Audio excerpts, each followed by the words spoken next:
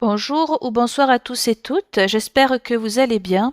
J'ai eu l'idée de réaliser une petite capsule concernant la communion dans la main et à savoir si c'est une innovation de Vatican II, car j'ai entendu récemment des directs sur YouTube de conciliaires qui parlent et qui échangent sur la communion dans la main, le fait que ce ne soit pas sacrilège, le fait qu'il y avait des antécédents à Vatican II du fait que bien les fidèles puissent recevoir la Sainte Hostie dans la main et j'ai voulu faire des recherches afin de vous préciser certains points importants.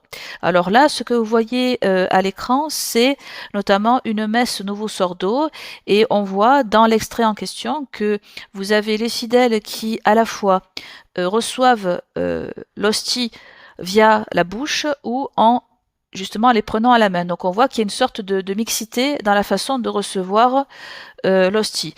Alors, certains ou certaines d'entre vous pourraient me dire, à juste titre, que le nouveau sordo n'est pas valide et malheureusement, ces gens ne reçoivent pas notre Seigneur Jésus-Christ. Alors, je le conçois tout à fait, mais ce qui est intéressant, c'est de voir un peu l'usage qui s'est généralisé de gens qui reçoivent donc l'hostie dans la main. Et selon les conciliaires que j'ai entendus dans les émissions, c'est vrai qu'ils n'ont pas tout à fait tort. Et il y a eu des antécédents avant Vatican II du fait que les fidèles puissent recevoir l'hostie dans les mains. Mais auparavant, je vais vous montrer une discipline qui s'est imposée de manière durable depuis le Moyen Âge au moins, que les fidèles limitent au maximum le contact des mains euh, par rapport à tout ce qui est hostie, mais en plus vaisselle sacrée. Là, ce que vous voyez à l'écran, c'est un extrait du Code de droit canonique de 1917 qui malheureusement a été abrogé en 1983.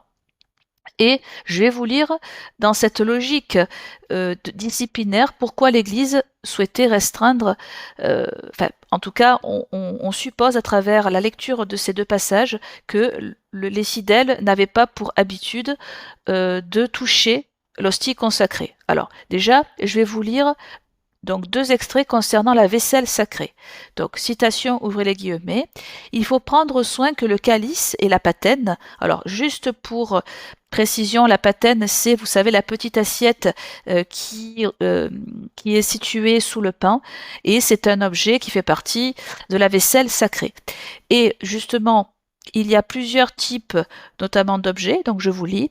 Donc je reprends. Il faut prendre soin que le calice et la patène et avant leur lavage, les purificatoires, les pales et les corporaux qui ont servi pour le sacrifice de la messe ne soient touchés que par les clercs et ceux qui en ont la garde. Les purificatoires, les pales et les corporaux qui ont servi pour le sacrifice de la messe ne peuvent être donnés à laver à des laïcs, même religieux, avant qu'ils aient été lavés d'abord par un clerc constitué dans les ordres majeurs. L'eau du premier lavage doit être jetée dans le puits sacré ou à défaut dans le feu.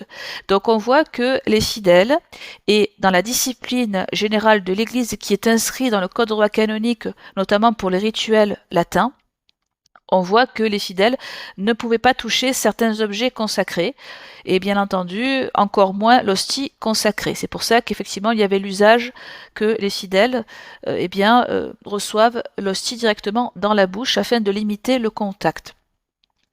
Alors effectivement, comme je vous l'ai dit, c'est une pratique qui s'installe de manière durable, surtout au Moyen Âge, pour éviter notamment des abus du fait que les fidèles si vous voulez, fassent des choses graves avec l'hostie qu'ils recevaient dans leurs mains. Et c'est pour limiter tout ce qui est sacrilège que la Sainte Église catholique a voulu encadrer strictement le fait que les fidèles, et surtout les laïcs, aient de moins en moins de contact avec ces objets-là. Donc c'est important déjà à savoir et sachez que lorsque les conciliaires que j'ai entendus dans des lives et dans des émissions qui ont parlé de certaines pratiques antiques, alors comme je vous l'ai dit, ils n'ont pas tout à fait tort puisque j'ai retrouvé notamment un passage de Saint Cyril de Jérusalem et il a écrit notamment dans ses catéchèses mystagogiques ceci, je vous lis.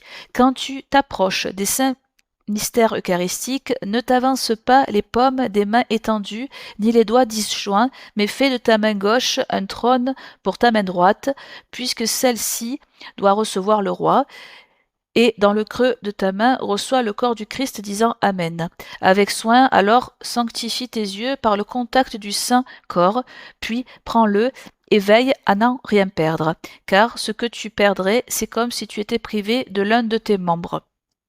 Donc on voit déjà certaines pratiques qui existaient où les fidèles recevaient la Sainte Eucharistie dans la main.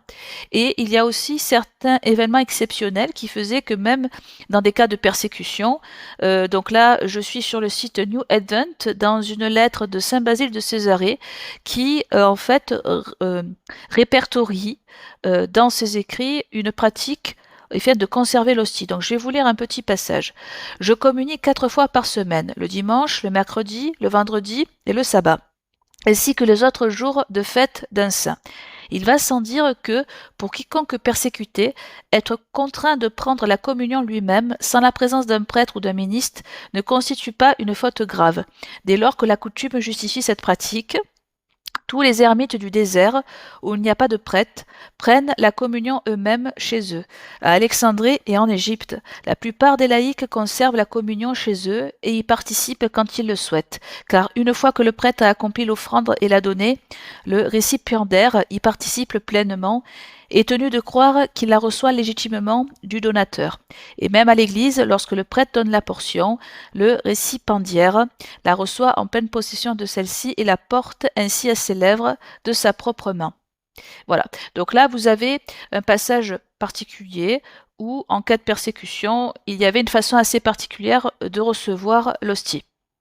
Et justement, si on se penche un peu sur les documents conciliaires, là je vous montre à l'écran l'instruction Memorial Domini, et sachez que les modernistes ont pris comme justification cette pratique antique pour justifier le fait de revenir à une certaine authenticité. Et d'ailleurs, je vais vous lire un petit passage du texte conciliaire. Il est certes vrai qu'en vertu d'un usage ancien, les fidèles ont pu autrefois recevoir cet aliment divin dans la main et le porter eux-mêmes dans la bouche. Il est également vrai que, dans des temps très anciens, ils ont pu emporter le Saint-Sacrement avec eux depuis l'endroit où était célébré le Saint Sacrifice, avant tout pour s'en servir comme viatique dans le cas où ils auraient à affronter la mort pour confesser leur foi. Alors, problème effectivement que certains ou certains d'entre vous ont peut-être remarqué, c'est qu'on était dans des situations assez particulières. Dans la majorité des pays d'Europe, comme la France par exemple, l'Italie, l'Espagne, les pratiques telles qu'elles sont, il n'y a pas de raison vraiment urgente et nécessaire de rétablir des rituels anciens comme cela. Et surtout, comme je vous l'ai dit, c'était afin de limiter certains gestes sacrilèges.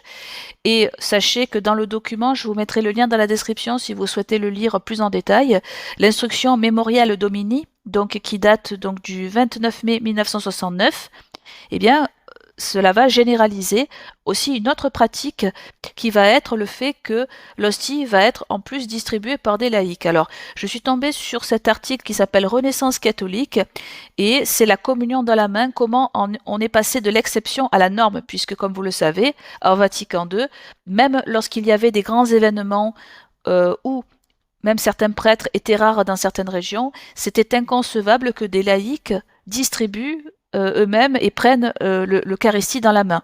Donc on voit que Vatican II a permis et a généralisé quelque chose qui n'existait pas même pendant les périodes antiques, à savoir le fait que les laïcs puissent prendre l'hostie et le distribuer. Et d'ailleurs, je vous lis un petit passage de l'étude en question, puisque c'est un article qui étudie notamment la communion dans la main. Alors certes, c'est produit par des conciliaires un peu conservateurs, mais il y a des informations intéressantes que je souhaitais vous montrer.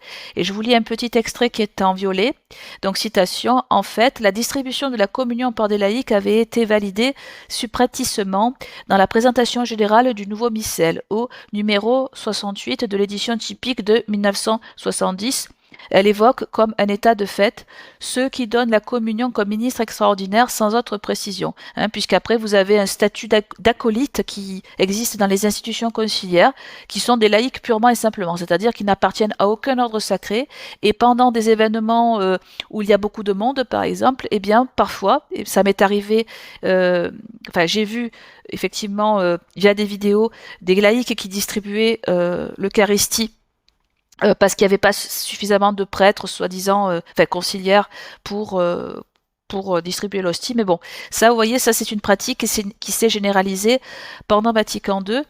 Et ce qui est tragique, malheureusement, c'est que cela a généralisé aussi les pratiques sacrilèges, puisque en réalité, sous prétexte de revenir à une certaine authenticité, eh bien, cela a aggravé l'indifférence du respect de la communion dans la main, puisque le texte que je vous ai montré, qui vient en fait des évêques de France, conciliaires entre guillemets de cette époque, c'était soi-disant pour se rapprocher d'une certaine authenticité du message évangélique, alors que quand on voit l'état des institutions conciliaires, malheureusement, eh bien cela a fait la chose inverse. Donc c'est pour ça que il est préférable, notamment, de garder la dévotion par la bouche, parce que ce n'est pas pour rien que la Sainte Église catholique au Moyen Âge a voulu le fait que les laïcs ne puissent pas toucher de leurs mains certains objets et encore moins l'Eucharistie.